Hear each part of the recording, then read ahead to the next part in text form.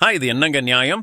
நம்ம ஸ்ரேயாஸ் ஐயர் இங்கிலாந்து டெஸ்ட் அணிக்கு தேர்ந்தெடுக்கப்படாதது நம்ம தேசத்துல ஒரு பெரிய புயலையே கிளப்பி விட்டிருக்கு. ஒரு பெரிய ஜாம்பவான் ஸ்ரேயாஸ் ஐயர் தான் டீம் இந்தியாவுக்கு கேப்டன் அப்படின்னு சொல்லி அதிரடி அறிவிப்பை வெளியிட்டிருக்காரு. ஆமாங்க, ஒரு பக்கம் டீம் இந்தியாவுக்கு வீரர்கள் தேர்வு நடக்குது.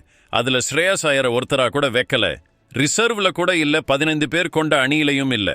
ஆனா இன்னொரு பக்கம் IPL அவரோட டீமுக்கு ஓயாம ஒன்னுக்கு பின்னாடி ஒன்னா வெற்றிகளை வாங்கி கொடுத்து IPL இறுதி போட்டிக்கு கூட்டிட்டு போயிருக்காரு.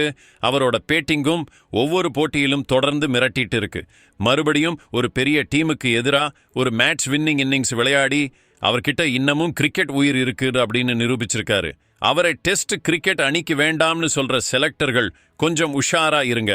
அந்த 80க்கும் மேலான ரன்கள், குவாலிஃபயர் 2ல நம்ம ஐயர் அடிச்ச ரன்கள், அது டீம் இந்தியா செலக்டர்களுக்கு ஒரு சவால், ஒரு மெசேஜ், ஒரு கோபம். ஐயர் ஏற்கனவே கொல்கத்தா நைட் ரைடர்ஸ் அணியை சாம்பியன் ஆக்கியிருக்காரு. இப்போ புதுசா பஞ்சாப் கிங்ஸ் அணியையும் சாம்பியன் ஆக்கினா ஆச்சரியப்பட ஒண்ணுமில்லை. அதாவது அவரை விட சிறந்த கேப்டன் உங்களுக்கு கிடைக்க மாட்டார். இப்போ இருக்கிற எல்லா ஃபார்மேட்லையும் பாருங்க. குறிப்பா T20 ஃபார்மேட்ல ஐயரை மாதிரி ஒரு கேப்டன் கிடைக்கவே மாட்டார். T20 டீம் இந்தியா கேப்டன் யாருங்க? சூரியகுமார் யாதவ். என்னாச்சு? அவரோட டீம் வெளியே போயிருச்சு.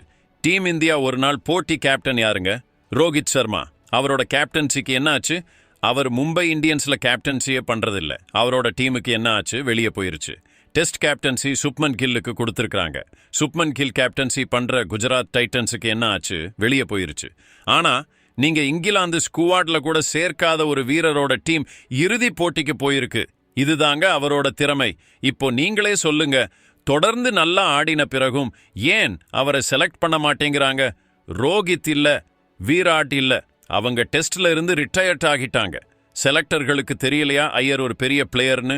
உள்ளூர் கிரிக்கெட்லையும் தொடர்ந்து கலக்கிட்டு இருக்காரு. கடந்த 1-2 வருஷமா அவரோட சராசரி 70க்கும் மேல. இருந்தாலும் நீங்க அவரை செலக்ட் பண்ணலை. அதாவது நீங்க வேணும்னே செலக்ட் பண்ணலை. நமக்கு கிடைச்ச தகவல்கள் இதான் சொல்லுது. கௌதம் கம்பீர் மற்றும் சில செலக்டர்களுக்கு ஐயரை பிடிக்கலன்னு. அதுக்கு பல காரணங்கள் இருக்கலாம். அதனால தான் அவரை எடுக்கலை. இல்லன்னா இவ்வளவு பெரிய பிளேயரை ஏன் நீங்க செலக்ட் பண்ண மாட்டேங்கிறீங்க? இது ரொம்ப சிம்பிளான விஷயம். நிறைய வீரர்கள் உள்ளூர்ல அவ்வளவா நல்லா விளையாடாத போதும் டீம்ல இருக்கிறாங்க. அப்போ ஐயர் மட்டும் ஏன் இல்லை?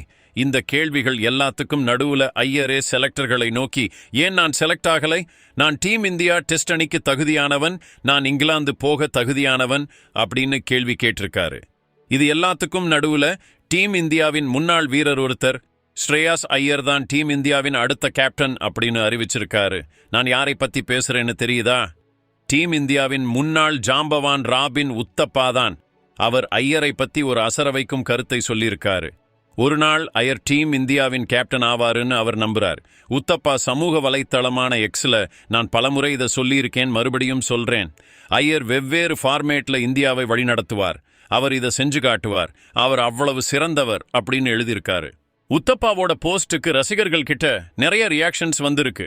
ஒரு யூசர் உத்தப்பாவோட கருத்துக்கு சம்மதம் தெரிவிச்சு, கண்டிப்பா அவர் தன்னை ஒரு கேப்டனா நல்லாவே நிரூபிச்சிருக்காரு அப்படின்னு கமெண்ட் பண்ணியிருக்காரு. இன்னொருத்தர், நீங்க சொல்றது சரிதான், ஐயர் பலமுறை அழுத்தமான சூழ்நிலையில நல்லா ஆடியிருக்காரு, தன்னோட டீம் கிட்டையும் சிறந்த ஆட்டத்தை வெளிக்கொண்டு வர அவருக்கு தெரியும் அப்படின்னு சொல்லியிருக்காரு. ஏன் இப்போ ஐயரை பத்தி இப்படி சொல்றாங்க? ஏன்னா ஐயர் ஒரு அரிய சாதனையை படைச்சிருக்காரு. அவரோட கேப்டன்சியை நிரூபிச்சிருக்காரு. IPLல 3 வெவ்வேறு டீம்களை இறுதி போட்டிக்கு கூட்டிட்டு போன ஒரே கேப்டன் அவர்தான். அவரோட கேப்டன்சியில கொல்கத்தா நைட் ரைடர்ஸ் 2024 IPL கோப்பையை வென்றது. டெல்லி கேபிட்டல்ஸ் 2020 IPL இறுதி போட்டிக்கு போச்சு.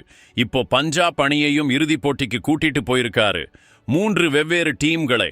அதனாலதான் அவர் தன் கேப்டன்சி திறமையை நிரூபிச்சிருக்காரு. உத்தப்பா சொல்றாரு, இந்த கேப்டன் எதிர்காலத்துல டீம் இந்தியாவின் கேப்டனா கண்டிப்பா வருவாரு. நான் மறுபடியும் சொல்றேன், இப்போ சொல்லுங்க, ஒரு பக்கம் டீம் இந்தியாவின் முன்னாள் கிரிக்கெட் வீரர், இன்னொரு பக்கம் இப்போ இருக்கிற செலக்டர்கள் அவங்க டீம்லயே எடுக்க மாட்டேங்கிறாங்க. எது சரி, எது தப்பு? நீங்களே முடிவு பண்ணுங்க. ஐயரை டெஸ்ட் அணிக்கு செலக்ட் பண்ணியிருக்கணுமா? உங்க கருத்து என்னவோ கமெண்ட் பண்ணுங்க. நம்ம நியூஸ் கிரிக்கெட் சேனலை லைக் பண்ணுங்க, ஷேர் பண்ணுங்க, சப்ஸ்கிரைப் பண்ணுங்க. இந்த வீடியோவை பார்த்ததுக்கு ரொம்ப நன்றி.